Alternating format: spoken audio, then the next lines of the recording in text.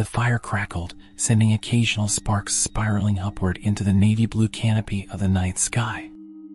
Our group of 6, me, Elena, Jason, Mark, Claire, and Sarah, sat in a rough circle around the flames, its golden light painting flickering shadows across our faces. The forest stretched around us, vast and dark, its silence broken only by the occasional chirp of crickets or rustle of unseen things in the underbrush. The trip had been Jason's idea. "Let's disconnect for a weekend," he'd said with his usual grin. "No phones, no distractions. Just us and nature." It had sounded good at the time. After weeks of school stress and city noise, the thought of getting away to a remote forest clearing seemed perfect. So, we loaded up our backpacks, driven out to the edge of nowhere, and hiked deep into the woods until the world of cell service and streetlights felt like a distant memory. That was 2 hours ago. Now, with the fire going strong and the stars twinkling above, the forest seemed alive in a way that was both beautiful and unsettling. "Did anyone else hear that?"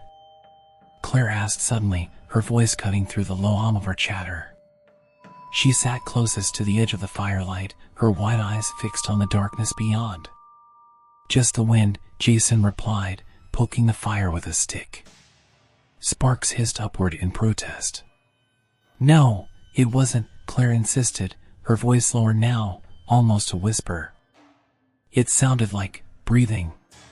"Probably a raccoon or something," Mark said, shrugging. He tossed a handful of pine needles into the fire, making it flare brightly for a moment.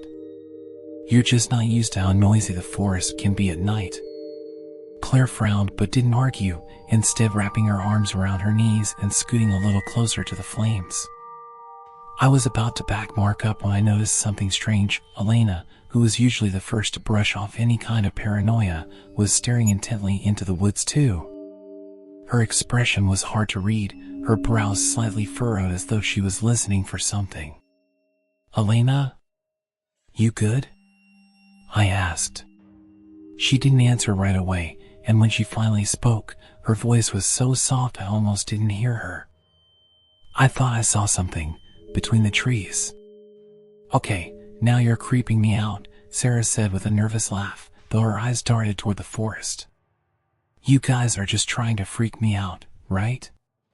"No one's trying to freak anyone out," Jason said firmly, though his gaze flickered toward the dark, as if just to be sure. "We're in the middle of the woods. There's animals. It's normal." Normal. That word hung in the air, unconvincing. Because while Jason's reasoning made sense, there was something about the forest tonight, something about the way the shadows didn't seem quite right, or how the usual chirping of crickets would suddenly stop for long stretches, that made it hard to believe him. The firelight danced on the faces of my friends, but beyond that, the world felt impossibly vast and unknowable. "Let's just keep the fire going," Mark suggested. "Animals don't like fire. We'll be fine." He sounded confident, but when he bent to grab more wood from the pile, I caught a glimpse of his hands trembling.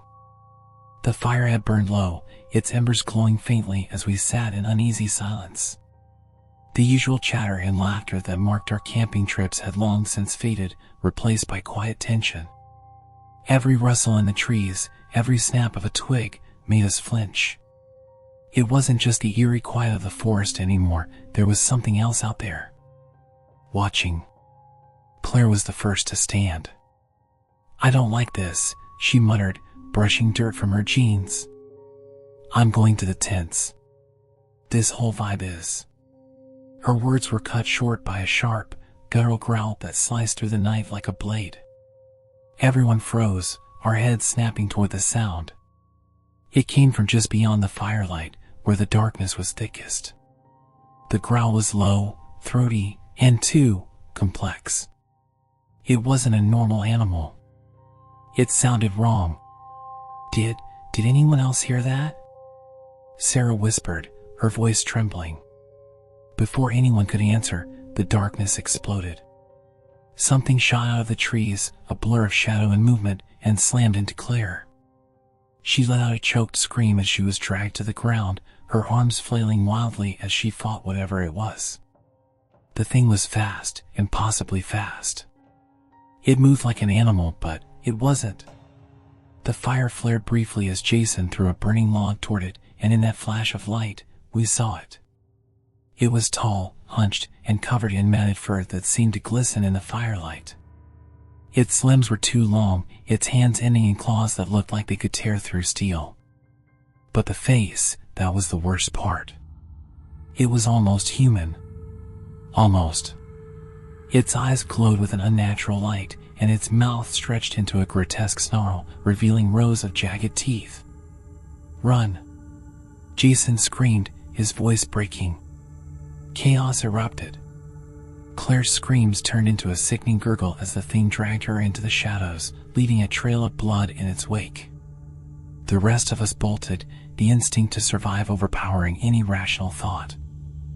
I ran blindly, my heart pounding so hard it felt like it might burst. Somewhere behind me, Mark grabbed my arm, yanking me toward a different path. "Stick together," he shouted, his voice shaking.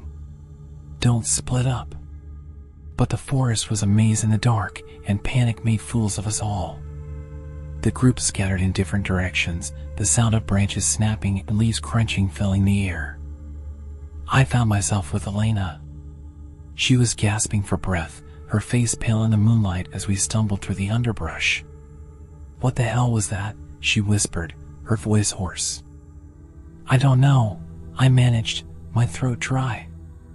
"Just keep moving." Behind us, a blood-curdling scream tore through the forest. It wasn't Claire this time. It was Jason. The sound was cut off so abruptly it made my stomach churn. Elena grabbed my hand, her grip tight. "We need to hide," she said, her voice barely audible. We stumbled across a fallen log and ducked behind it, pressing ourselves into the cold, damp earth. My chest heaved as I struggled to stay silent, the sound of my own heartbeat pounding in my ears. The forest was eerily quiet again. No crickets, no wind. Just nothing. And then came the sound, slow, deliberate footsteps crunching through the leaves. Whatever it was close. Too close. I dared to peek over the log, and my blood ran cold. The thing was walking upright now, its long, clawed hands dragging along the ground. It tilted its head, sniffing the air like a predator searching for prey. Its glowing eyes scanned the trees, its movements unnervingly smooth. It wasn't an animal. It wasn't human. It was both. And it was hunting us. Elena grabbed my arm, her nails digging into my skin. She mouthed something, "Don't move," but before I could nod, the thing's head snapped in our direction. It had heard her. It let out a shriek, a sound so piercing and unnatural that it felt like my skull might crack. Then it charged. "Elena, run!" I screamed, shoving her away as I bolted in the opposite direction. I didn't look back. I couldn't. But her scream, sharp, desperate, and heart-wrenching, echoed through the forest, followed by a sound that made my stomach churn, the wet, tearing noise of flesh being ripped apart. I ran faster, tears streaming down my face as the forest swallowed me whole. The forest felt alive around me, branches snapping, shadows shifting, whispers in the leaves that weren't the wind. My legs burned as I pushed through the underbrush, tripping over roots and stumbling into low branches. But finally, I saw them, Sarah and Mark. They were huddled together near a wide clearing, their faces pale and panicked in the moonlight. "Thank God," Mark breathed when he saw me, rushing forward. His hands gripped my shoulders, his voice frantic. "Where's Elena? Did she?" I shook my head, cutting him off. "She's gone. It got her." The words felt like shards of glass in my throat. I couldn't bring myself to say more. Sarah let out a small, strangled sob, covering her mouth with trembling hands. "Oh my God. This is a nightmare. What is happening?" "We need to get to the car," I said, my voice hard. "If we stay here, it's going to pick us off one by one." Mark nodded, his jaw clenched. "The trail's just back that way. If we stick together..." No, Sarah interrupted, her eyes wide. We don't know where it is. What if it's waiting on the trail? What if it's following us? It doesn't matter. I snapped, harsher than I meant to. We can't just stay here. It's either we take our chances getting to the car or we sit here and wait to die. That was enough to get them moving. We kept to the trail, moving as quickly and quietly as we could, every sound sending jolts of terror through me. The forest seemed endless, every tree and shadow blending together until I felt like we were running in circles. But then, finally, we saw it, Jason's Jeep, parked crookedly in the dirt clearing where we'd left it. There! Mark shouted, breaking into a run. Relief flooded my chest as I sprinted after him, Sarah close behind. The car looked like salvation itself, a beacon in the nightmare. Mark yanked the driver's side door open and dove inside, fumbling for the keys he knew Jason had left in the ignition. Sarah and I climbed into the back, slamming the doors shut and locking them. For a moment, I let myself breathe, the panic easing slightly. Start it, Mark. Start it now, Sarah urged, her voice shaky. Mark turned the key. The engine sputtered. Once. Twice. And then, nothing. No. No, no, no, Mark muttered, turning the key again. The engine groaned, but it wouldn't catch. Why isn't it starting? Sarah wailed, her voice rising in pitch. She was clutching the back of Mark's seat like it might somehow save her. I don't know, Mark yelled, slamming his hand against the steering wheel. It was fine earlier. It shouldn't.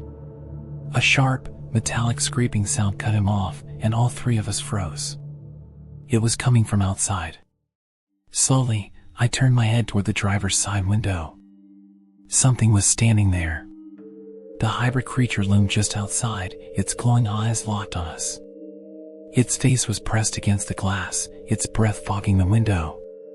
One clawed hand dragged along the door, making that horrible scraping sound as it tilted its head to study us.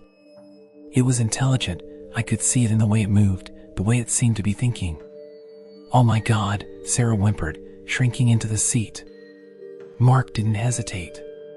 He threw himself toward the passenger side door, yelling, "Out! We have to run."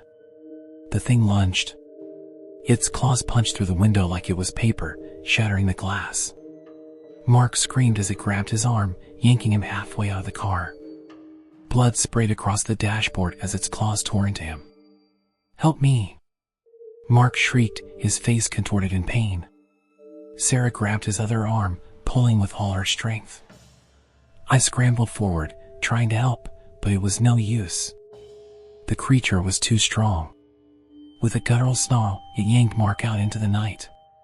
His screams were short-lived, cut off with a wet, bone-crunching sound. I stared, frozen, as blood pooled on the ground outside the car. The thing turned its glowing eyes toward the rest of us, its mouth curling into a grotesque grin. "Run," I choked out, grabbing Sarah's arm. "We have to run. Now." We burst out of the other side of the Jeep, stumbling into the trees. Behind us, I could hear the thing ripping into Mark's body, the sound of tearing flesh and snapping bones following us as we ran deeper into the forest. The car was no longer an option. We were on our own, and the creature wasn't going to stop. The forest felt like a labyrinth, endless and suffocating, the trees pressing in on us from all sides. The only sound was our frantic breathing and the relentless pounding of my heart. Sarah was barely keeping up, her steps faltering as she stumbled over roots and loose rocks. "We have to stop," she gasped, clutching her side. I can't. "No, we don't stop," I hissed, grabbing her arm and pulling her forward. "If we stop, we're dead." The words had barely left my mouth when we tripped into a clearing, and the sight before us brought us to a screeching halt. They were there. Jason, Claire, Elena, even Mark. Their bodies were strewn across the ground, twisted and broken in ways that no human or animal could do.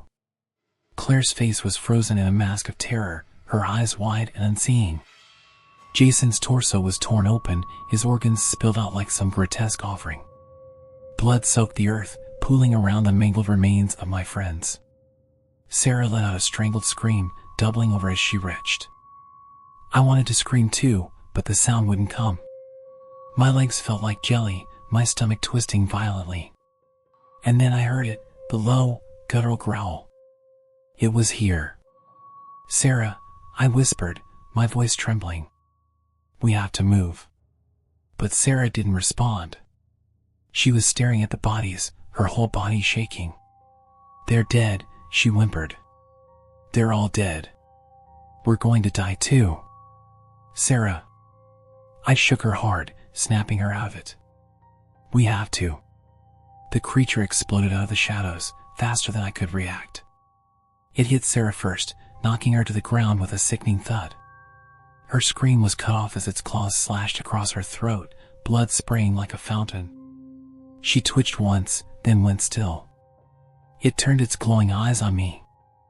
I didn't think. I ran.